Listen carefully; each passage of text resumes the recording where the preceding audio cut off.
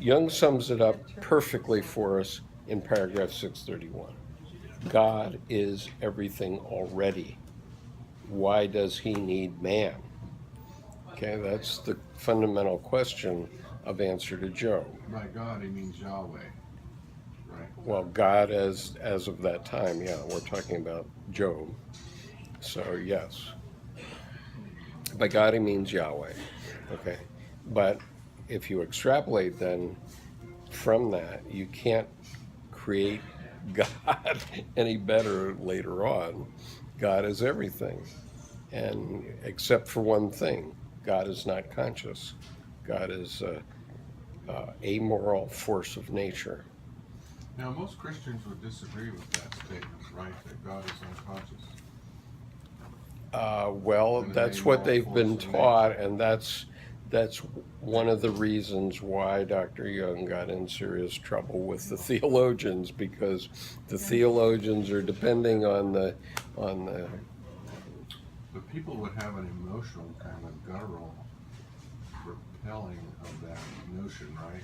I mean, right. I And mean, it's more it's a cultural thing, or okay, but why don't you, John? Why doesn't Des? Why doesn't because Bill? I've been going through this lamentation. I mean, I went through that when I was 20. Right, You know, right. yeah. So it doesn't fit for everyone, and it's what Edinger said since 1500. We've been punching holes in the Christian myth.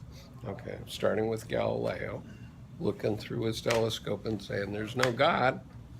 Sorry, guys, we're not the center of the universe. Okay, the Pope immediately knew that he was threatened. Okay, and that's why he ran Galileo up to the Inquisition, because he understood that the fundamentals of Christianity were being threatened by that. Okay, now the problem is that if that myth, that way of living in the world, is destroyed, then what do you have? Okay, and what Jung is saying is that's what caused the wars in the 20th century, the global wars, because people lost touch with that foundation of a way of thinking. And we're still struggling with that today. And we still have to personally, in our own individuation, find a way to hold our psyche together. My way of doing it is through the work of Jung. And so I do agree with Edinger that it is like scripture, okay? But it's it's another way of thinking about it. By reading, well, let's put it this way: by studying Buddhism, I became a better Christian, and then by reading Jung, I became both a better Christian and a better Buddhist. Can you imagine? I mean, you look back and you go, here's this, the red letter edition of the Bible, the things that Jesus said 2,000 years ago. And the 2,000 years hence, we got the red letter edition of Jung, which is like what, 15 volumes? Well, I mean, they're going to publish It's not a lot of mystery there. a new collected works, and it's going to be 26 or 30 volumes. The new Yeah, but edition. 2,000 years, you think they'll still be reading that stuff? Yes. I wonder if you can inject the alphabet. Well, Bill, it doesn't matter because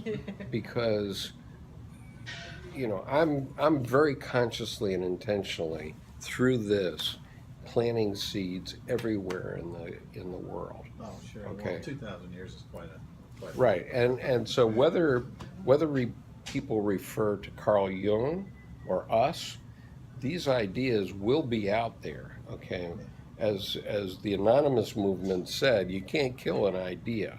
Once an idea is out there, it's going to get heard, and Jung understood this, and that's why he said he expected to be posthumous, because he had to live a very, very solitary life. I mean, the one I had fun with today was Rinpoche was talking about this guru in Buddhism, Tibetan Buddhism, who went out into a cave, had himself bricked in, and just left a little hole, and people would come and leave food for him. And so my question was, It sounds like the stylites, the old Christian stylites used to sit on top of the tall pieces of stone, the tall columns of stone. Mhm. Yeah. I don't remember that, but And they would bring up food with a basket. oh, okay. So anyway, after this guy was up there for a couple of years, people would start to go up there and ask him for teachings, and so he would give teachings, and so I said, well, why isn't this the opposite of solipsistic megalomania, namely alienation? Okay, the dichotomy that Edinger talked about. Why isn't that alienation and therefore mental illness? And I stopped the Rinpoche in his tracks on that one. So you're continuing, like, why does God need man? Well, God, I mean, the point of Answer to Job is that man is more moral than God. God is not moral. God is an amoral force of nature. And God needs man to have consciousness and to have morality. Then he becomes man. Well, then man becomes God. And so that's the concept that, got Jung in trouble with the theologians and with everybody, because they want a God that's out there, and so on. And God is out there. God is everything, as he's saying in 631. But God doesn't become man really until Sophia comes along, right? Well, Sophia was there long before this. Sophia was there at the creation. But he's saying that it takes Christ to manifest God in terms of his human form. That's right. And so Christ had to be a physical manifestation of a real human. That's why Mary is a human woman, okay? But she's given the privilege of, in the myth, we're talking about psychologically, she's given the myth of virgin birth because the father of her child is God, okay? And that concept also came from Isis and Horus and those people 1,000 years earlier, actually. Okay, so this in terms of metaphor, this is a metaphorical scheme. What Jung is saying is that God becomes conscious, takes on the qualities of man, and then the Virgin Mary and the Son of God come along, or Son of Man, I think you call it. That's all instantaneous. Once God is enlightened, is that what he's saying? No, it's not instantaneous. It happened 500 years after Job, but after Job, right after Job reached. Well, we really have to go through these paragraphs, okay? Because you are jumping ahead. Oh. And so these questions are answered, but fundamentally, he's saying that God had to become man in order to understand what man is. Okay, so first, God had to be conscious. Okay, and in order to be conscious, he had to have the experience of Job seeing him, seeing the fact. Job saw the fact that God is an amoral force of nature, okay, with no morality, and Job became conscious of that. So this was Jung's answer. I missed this part. Well, no, it's Job's answer. It's in the Bible, for crying out loud. Okay, which is Job never gave up on God.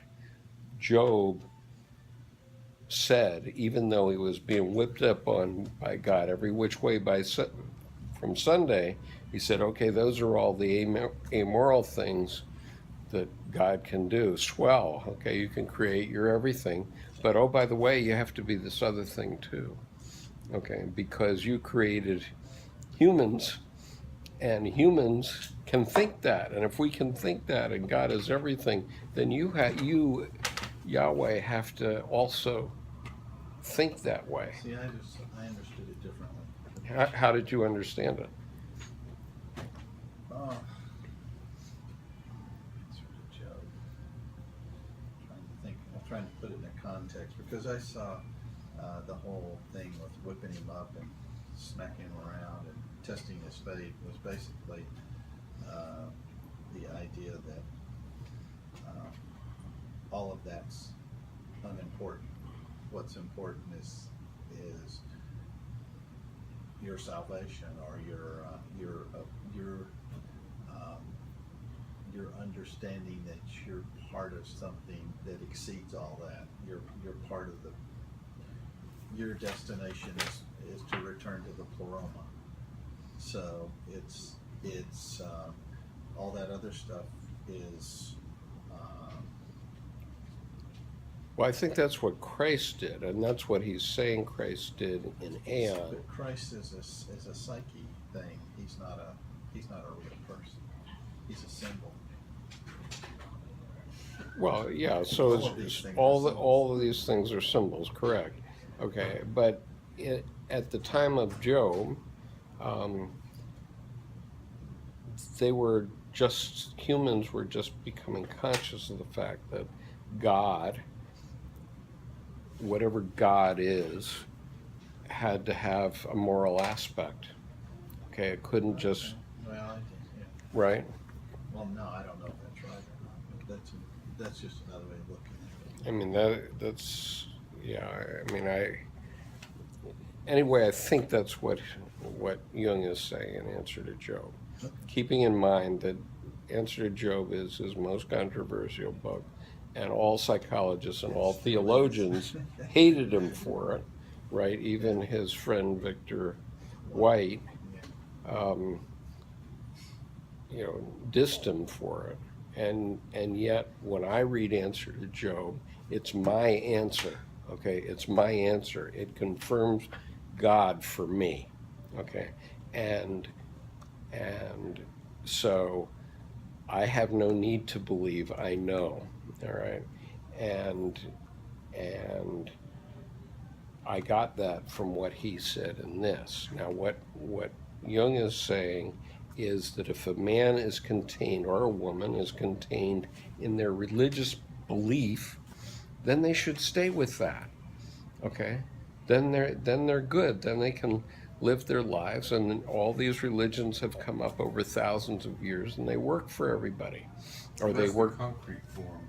Yeah, right. And so if you're a Catholic, be a Catholic. If you're a Protestant, if you're a Calvinist, be a Calvinist. It's okay, because all these systems create moral people that can live together. A quarter of the earth are Buddhists, a quarter of the earth are Muslims, and a quarter of the earth are Christians, and a quarter of the earth are other things. Well, I'm relieved Well, no, or Hindus. I'm relieved that you say that, because I'm of the opinion that most people can't absorb this knowledge. Cannot absorb it. Cannot absorb it, and they need the concrete. Right. form. Okay. So remember, at the beginning of this book, I read it for you, where he said, "I am not writing this book for someone who's contained in their religion." I think it's almost like the first thing he says, isn't it? Did he mean by that he didn't want to disrupt where somebody was and comfortable? Pardon? Or was he trying to say he didn't want to disrupt if somebody was comfortable where they were, that he wasn't writing to them because if they were religious and Right. If they're religious, They don't need yeah. it. They don't need it. But it's They for would never understand what he was talking about. right, well, they weren't right. looking for Okay, it, but right? Or understand it, right, it wasn't but- even their question. Not even motivated to look at it. right, It was never revealed to them. They were not chosen. right. Well, that's right. So they fell That was out. very proper They fell out of their fashion. belief. John, what happens if you fall out of your belief? Okay, if you fall out of your belief in God in the Christian sense, whatever you were brought up with. Okay. And, somehow it just sort of went by me the same way it did Jung, and his father was a pastor, but about the same age, 12 for me, I suppose, 11 for Jung. Um, I just wasn't feeling it. I mean, I was, I became a deacon in the Reformed Church, and when I'd leave after church, I'd feel better. I didn't know why I felt better. It was an unconscious thing. So the ritual of the church made me feel better, but I didn't grok it, what God was, or whether God was, where God was, what God looked like, any of that, because I just couldn't see it. I would. We need a lecture on rocket science. We do. But by reading Jung, I finally grokked God, okay? And by reading Jung, I finally understood that every religion is factual, okay? Every religion is factual. And What's factual? it is a psychic Psychic fact fact. for some people. Okay, so for a quarter of the planet, Islam is a psychic fact. Okay, for a quarter of the planet, Christianity is a psychic fact. For a quarter of the planet, Buddhism is a psychic fact. And for the rest of, and that same for Hinduism and Jainism and so on. Okay. And so what can we learn from one another instead of killing one another? Maybe we can learn a few things that we didn't know if we just stop killing each other long enough to talk to each other, right? Because But we can't now because we have E equals MC squared. That messed up everything. and that's absolute, right? Yeah. So for me, Jung Gotta be different with a renegade. Jung told me what God is and where God is. Okay. And I can't do it for you or anybody else. I can only say that, like Jung, I have no need to believe I know. Okay. And that's what Edinger said at the beginning of his lecture. If you have an experience with this greater personality, then you don't need a faith anymore. Right? I always thought it when back in my 20s, I'd hear "Amazing Grace," that song, and I would think, that's right. Well, yeah, I mean, that resonates with me. Yeah, Amazing Grace resonates with me hugely. That's what grace is. You know? That's right, exactly. I think that's right. So, That's why I all right, well, we'll go on with it next week. I think we're up to, Very slick. The only thing that bugs me about what Jung's statement there is that he always just said we don't know the metaphysical God. It says nothing. There's no conclusions he reaches about the metaphysical God. right. And then he says in the documentary, I don't need belief. I know God. And he seems like he's talking about God in the metaphysical sense. Yeah, that's where I get confused too. Metaphysical is where you're looking at him intellectually. And you know God, it's experiential. Yeah. To know God, you have to experience God. Knowing God is experiential. It's sort of like knowing that ice cream's cold. You say, I can say, well, ice cream is cold. Well, you can say that, and you know it intellectually, but the kid's over there going, it is cold. And he's experiencing it. Yeah, but what are you saying that? So if you know God, you're tasting him. You're not just pointing a finger at him. Right. So that's what he meant when he said we can't reach any conclusions about there actually being a metaphysical God. Is that what you're saying? Because that's a knowledge thing. That's an intellectual exercise. Well, you can't describe it. Well, also you're grappling with something you can't hold. So how can Yeah. you possibly intellectualize Yeah, it? it's impossible to describe. And yet he knows it. He knows Yeah. it through the Just like the sensation. kid knows it is cold. Right. He experiences it. Yeah, describe cold. Okay. You got a vanilla ice cream cone. You know it's cold. Describe that, please. How are you It going to? burns. It's ironic, but it burns. That's the See, sensation. irony right there, you already intellectualized. Yeah. I mean, but saying it burns is only making a metaphor. It's not it. Yeah. Not getting to the it of it. It's Well, not. I know it if I actually taste the ice cream. Is that what Yeah, that's right. Unless you actually feel the coldness on your tongue, you're not going to know cold. But then you know. I mean, it's like Adlerian psychology where they say to the child, the stove is hot. Kid goes over and touches the stove. Now he knows what hot is, right? No, he goes and says, "Hey, little sister, come here, man." If you're little. Something like that, right? Right.